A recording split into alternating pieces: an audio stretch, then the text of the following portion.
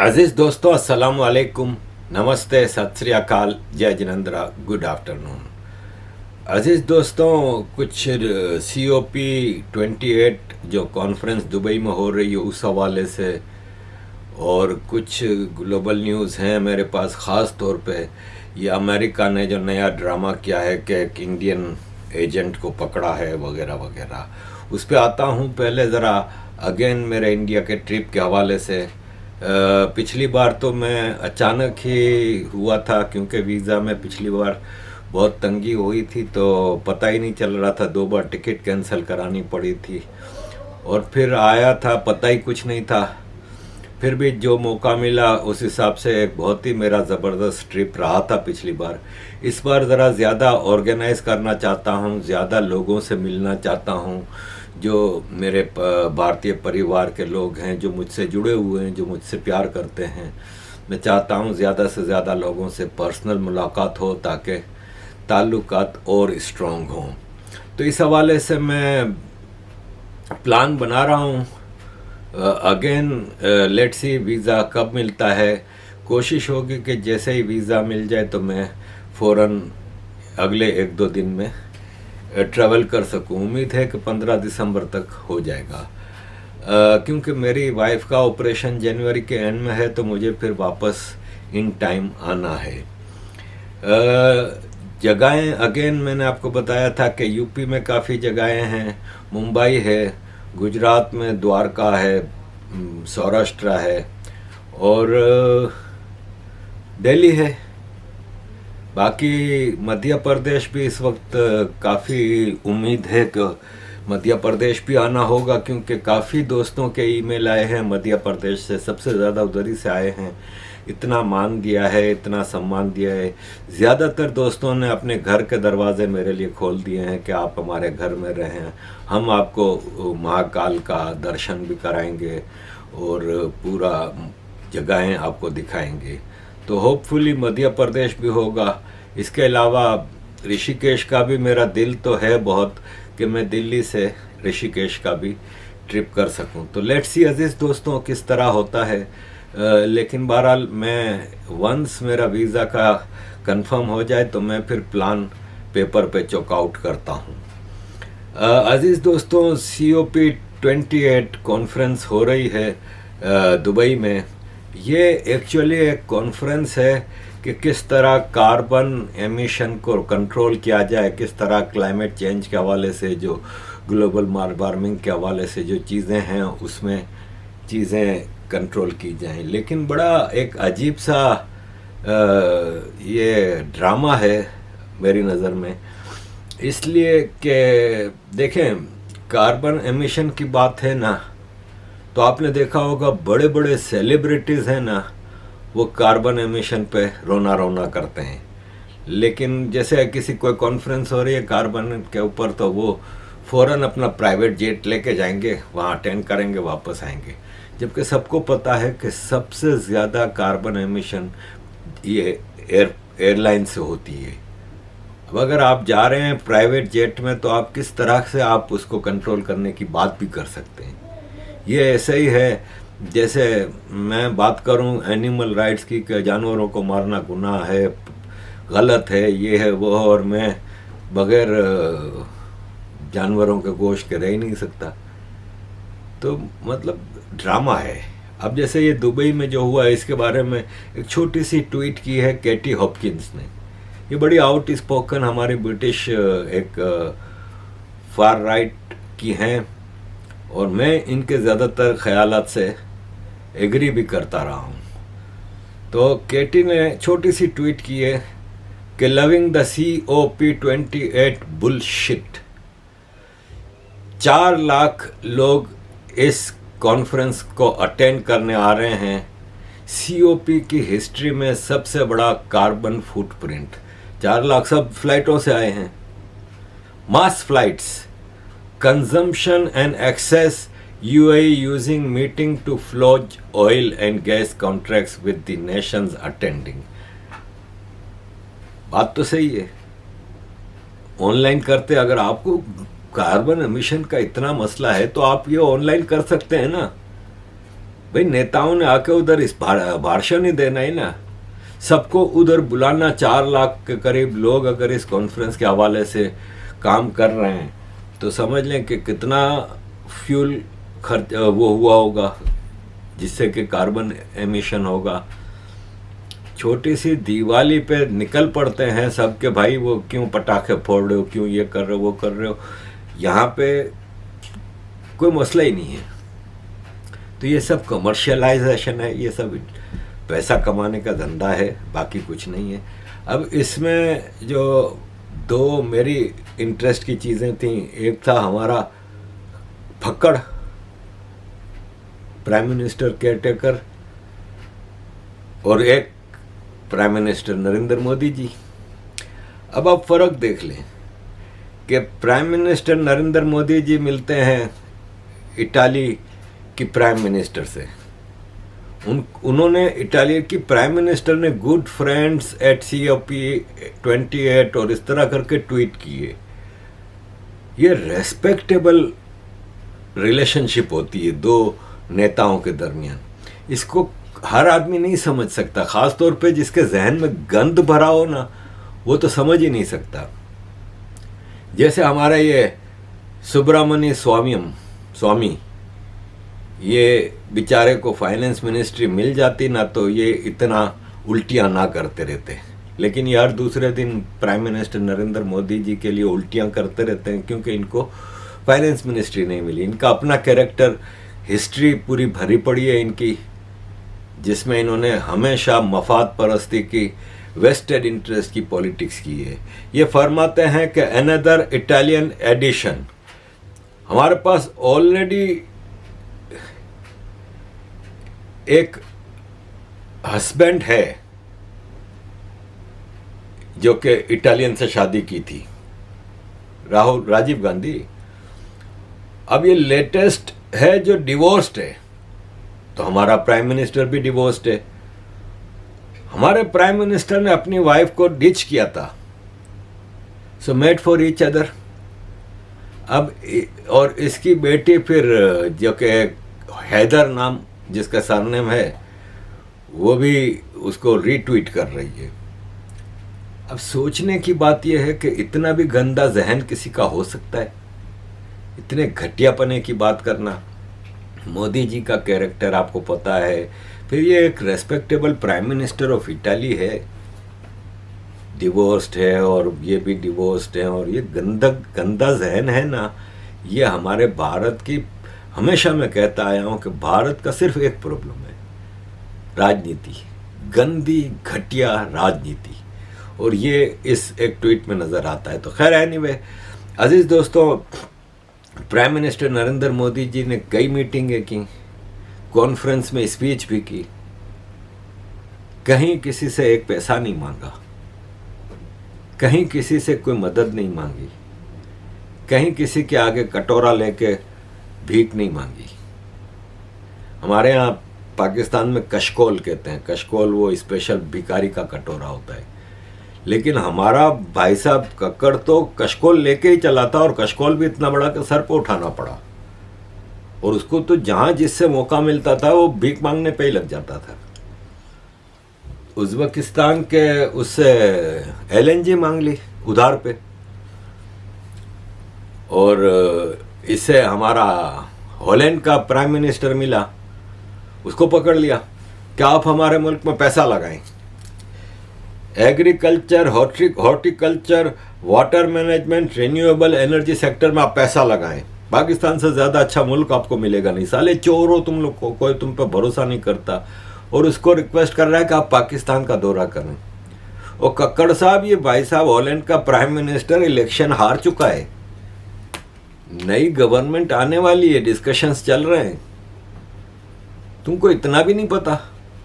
वो अभी कोई डिसीजन लेने के, क्योंकि अभी ट्रांजिशन है गवर्नमेंट का, इसमें कोई मेजर डिसीजन लेने के चक्कर में ही नहीं, लेकिन तुम तो मौका ही नहीं देख रहे हो, क्योंकि तुम्हें आसिम मुनीर के सामने अपनी नौकरी बचानी है, तुम्हें आसिम मुनीर के सामने अपने नंबर बढ़ाने हैं, ताकि तुम्हारी गवर्नमेंट एक्सटेंड होती रहे और तुम मज़े से पूरी दुनिया में प्रोटोकॉल एंजॉय करो। पेरिस में एफिल टावर के ऊपर डिनर कराने के लिए अपनी फैमिली को ले जाओ, सरकारी जहाज़ को मोड़ लो। तुमको ये सब चाहिए, इसलिए तुम आसिम मुनीर को दिखाना चाह रहे हो कि देखो मैं तो हर जगह भीख मांग रहा हूँ भाई।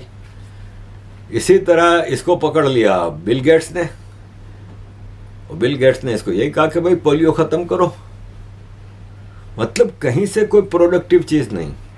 ये भाई साहब फरमाते हैं, इन्होंने जो अपनी स्पीच की, कि दुनिया के जो डेवलप्ड नेशंस हैं वो $100 बिलियन कंट्रीब्यूट करें ताकि क्लाइमेट चेंज के हवाले से जो कंट्रीज वल्नरेबल हैं लाइक पाकिस्तान, उसमें इन्वेस्टमेंट की जाए।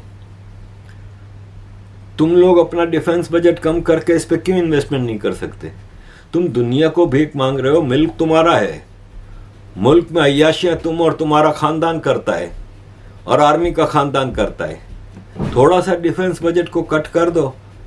लेकिन तुम लोगों ने क्या किया? आज सैलाब को आए हुए 2 साल हो गए, वेट कर रहे हो अगले सैलाब का, अगले जल्जले का। अगर तुम्हें अपने कंट्री की थोड़ी बहुत भी फिक्र होती तो तुम डिफेंस बजट में से अपनी अय्याशियां खत्म करके, अपने खर्चे कम करके थोड़ा पुल बना लेते, कोई डैम बना लेते, कोई दरियाओं के रास्तों के लिए कोई ऐसा बना लेते कि इन केस ऑफ इमरजेंसी आप उन जो डैमेज है उसको कंट्रोल कर सको। डिजास्टर मैनेजमेंट की एक ऑर्गेनाइजेशन बनाई है, एक पूरा कॉरपोरेट सेक्टर बना लिया है उसका। डिजास्टर मैनेजमेंट का हेड भी एक आर्मी जनरल को बना दिया है, जिसको कख भी नहीं पता, कुछ कर कुछ नहीं रहे हो, दुनिया से भीख मांग रहे हो। भाई दुनिया तो सैलाब के जलजले के बाद आती है मदद करने, वो भी मदद तुम गोडानों में भर देते हो फिर बेचते हो महंगे दामों में। तो ये इनका कैरेक्टर है, जिससे मिले भीख मांगनी शुरू कर दी, मदद मांगनी शुरू कर दी। प्राइम मिनिस्टर नरेंद्र मोदी जी इमारात के प्रेसिडेंट से इस तरह मिले जैसे सगे भाइयों। इमारात के प्राइम मिनिस्टर ने इस तरह मुलाकात की गर्मजोशी से जॉर्डन के किंग, और स्वीडन के प्राइम मिनिस्टर के साथ प्राइम मिनिस्टर नरेंद्र मोदी ने एक इनिशिएटिव डिस्कस किया, जो कि 2019 की COP की मीटिंग में UN क्लाइमेट एक्शन समिट जो न्यूयॉर्क में हुई थी 2019 में, उसमें स्वीडन और भारत ने एक लॉन्च्ड LED IT वो उसको एक्सटेंड किया, और स्वीडन के प्राइम मिनिस्टर और प्राइम मिनिस्टर नरेंद्र मोदी जी ने एक leadership group for industry transition lead IT launch किया, और 24-26 2 साल के लिए इसके ऊपर चीज़ें की। ये सब मतलब एक प्रोडक्टिव और रेस्पेक्टेबल नेशंस की निशानी होती है। ब्रिटिश फॉरेन मिनिस्टर कैमरून भी पहुंचे थे, उन्होंने भी भारत से प्रधानमंत्री से मुलाकात की और ट्वीट की। सब ने ट्वीटें की हैं। ट्वीट करने का मतलब होता है कि you take pride in meeting prime minister Narendra Modi, you cherish, you value meeting him. कहते हैं great to catch up with my friend Narendra Modi at COP28 and India England relations are strong as ever. ये हमने जनरली फ़र्क देखा। और फिर and पे हमने जो ग्रुप फोटो मीटिंग में, तो मैंने कल आपको बता ही दिया था कि किस तरह हमारे प्राइम मिनिस्टर को बिल्कुल कोने में सबसे ऊपर अलग थलग खड़ा कर दिया था, और जो रेस्पेक्टेबल नेशंस नीचे खड़ी थीं उनमें प्राइम मिनिस्टर नरेंद्र मोदी बिल्कुल सेंटर स्टेज पे थे। इवन अरबगान भी थोड़ा हट के था, लेकिन ये फ़र्क होता है रेस्पेक्टेबल नेशंस का। अजीज़ दोस्तों, अगली मैं बात करूँगा ये जो पकड़ा है निखिल को चेक रिपब्लिक में, उसका अमेरिका के अटॉर्नी जनरल ने अब केस लॉन्च किया है। जून जुलाई का ये केस था कि निखिल जो है वो भारत का एक आदमी है जो कि भारत की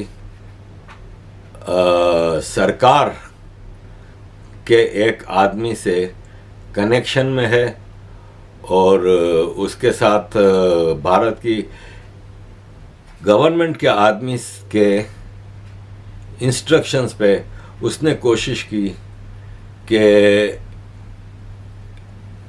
वो गुरपतवंत पनून को कत्ल करवा दे। इसके लिए गुरपतवंत पनून को कत्ल करने के लिए निखिल गुप्ता नामी एक आदमी चेक रिपब्लिक में एक अमेरिकन आदमी को सुपारी देता है कि तुम पनून को मार दो, और वो जो आदमी सुपारी लेता है वो अमेरिका का अंडर कवर एजेंट था। मतलब किस तरह की कहानी है कि आप ये बताएं कि दुनिया की बेस्ट इंटेलिजेंस एजेंसी CIA, जिसको पता ही नहीं चलता कि इनके मुल्क में 9/11 हो जाता है, इनकी नाक के नीचे सारे कांड हो जाते हैं, जिनको पता ही नहीं चलता कि 7 अक्टूबर को हमास इतना बड़ा अटैक करने जा रहा है, लेकिन उनको ये पता चल जाता है कि एक इंडियन, जो कि अभी कंफर्म नहीं है कि ये निखिल गुप्ता का भी क्या कैरेक्टर है, कुछ कह रहे हैं कि ये ड्रग्स स्मगलर है। एक ड्रग्स स्मगलर से भारत की सरकार के आदमी का कोई कनेक्शन हो नहीं सकता। ऑल्दो भारत ने कह दिया है कि हम इस पर इंटरनल इंक्वायरी कर रहे हैं कि ये सब क्या माजरा है, लेकिन कहानी ये है कि अगर जो बाइडेन की जगह ट्रंप होता, एक rightful winner of the election था 2020 के इलेक्शन में, और अगर ट्रंप प्रेसिडेंट बन जाता तो ना कनाडा ने नज़र की आरोप लगाना था भारत पे, ना बल्कि मैं आपको बताऊं कि ये जब से बाइडेन जीत के आया है तब से आप देखें कनाडा अमेरिका में खालिस्तानी मुद्दा कितनी तेजी से बढ़ रहा है। अगर अमेरिका का इतना अच्छा दोस्त है, अगर भारत का अमेरिका इतना अच्छा दोस्त है, तो उसने भारत के टेररिस्टों को अपने मुल्क में ना सिर्फ पनाह दी हुई है बल्कि इनको खुली छूट दी हुई है। ये किसी एक इंसान की समझ में बात नहीं आ रही कि तुम्हारा पटवंत वहाँ पे बैठ के हवाई जहाज गिराने के धमकियाँ दे रहा है, एयरपोर्ट उड़ाने की धमकियाँ दे रहा है, स्पोर्ट्स स्टेडियम क्रिकेट का फाइनल वाले दिन उड़ा देने की धमकियाँ दे रहा है, हिंदुओं को मार देने की धमकियाँ देता है, कनाडा से हिंदू चले जाओ वरना तुम लोगों की खैर नहीं। ये सब धमकियाँ हैं। अमेरिका छोड़ें, दुनिया के किसी कानून में इसकी माफ़ी नहीं है। ये सब क्यों हो रहा है? ये भारत को प्रेशर में लेने के लिए, लेकिन ये पैंतरा अमेरिका के गले पड़ रहा है, क्योंकि अमेरिका एक तरफ रशिया से पंगा लेके बैठा है, एक तरफ चाइना से पंगा लेके बैठा है। अब ये भारत से भी अगर पंगे लेता रहेगा तो आप ये बताएं कि दुनिया की जो 4 बड़ी पावर है, मिलिट्री पावर, उसमें से 3 से तो तुम पंगा लेके बैठे हो, तो किस तरह मामला चलेगा? ऑलरेडी यूरोप को तुमने तबाह कर दिया है। अमेरिका, यूरोप इस वक्त बैंकक्रप्ट हो चुका है, सोशली, इकोनॉमिकली। यूरोप वालों को तो अपनी एग्जिस्टेंस खतरे में नजर आ रही है। इतनी बड़ी सिविल वॉर यहाँ पे सर पे लटक रही है। यूरोप को तबाह कर दिया। चाइना, रशिया, इंडिया से तुम पंगेबाजियां कर रहे हो। तुम्हारी अपनी औकात यह है कि 32-31 ट्रिलियन डॉलर के कर्जे पे बैठे हुए हो। किस तरह तुम्हारा मामला चलेगा? तो यह है कि गले में पड़ने वाला है अमेरिका के। ऑल्दो अमेरिका के व्हाइट हाउस के स्पोक्स पर्सन ने कहा कि नहीं, हम इंडिया से ताल्लुकात को बहुत ज़्यादा वैल्यू देते हैं और हम समझते हैं कि इंडिया से ताल्लुकात अमेरिका के लिए बहुत ज़रूरी हैं, वगैरह वगैरह, और ये मामला आपस में निपटा लिया जाएगा। ये मामला ही कुछ नहीं है।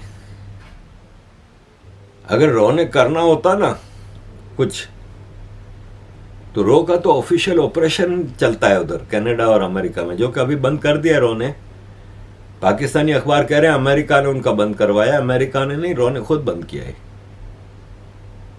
क्योंकि रो इन चीजों को नहीं करती। भाई साहब, 1993 से मैं इस पूरे कांड में, यानी साउथ एशियन पॉलिटिक्स और इंटरनेशनल पॉलिटिक्स में पार्टिसिपेंट हूं।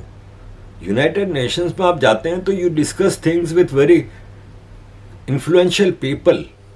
हमने 50 स्पीच की हैं यूनाइटेड नेशंस के मैन काउंसिल हॉल में भी, और 50 कॉन्फ्रेंसें की हैं।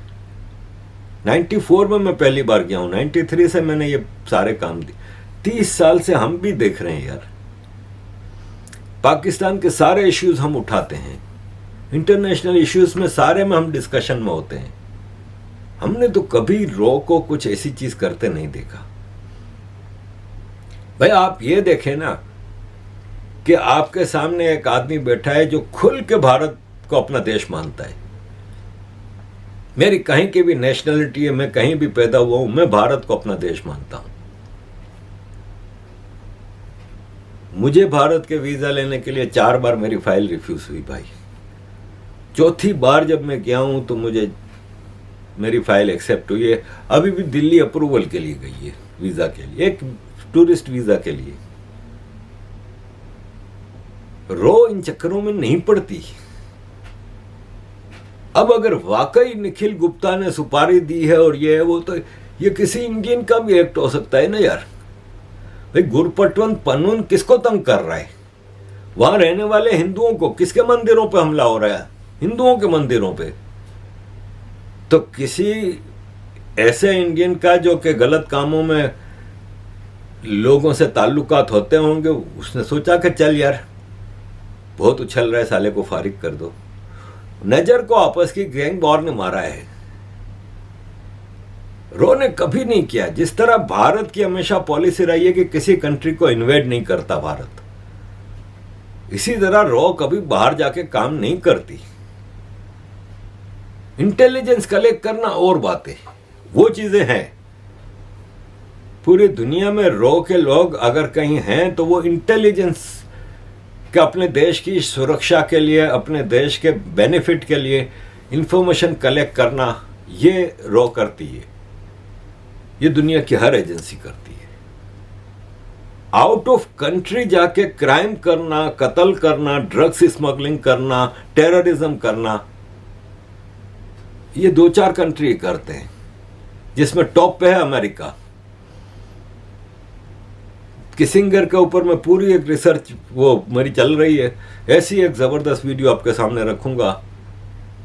ये दुनिया का सबसे बड़ा डिप्लोमेट इसको माना जाता है। साला वार क्राइम क्रिमिनल था, लाखों मिलियंस ऑफ लोग मारे हैं इसने।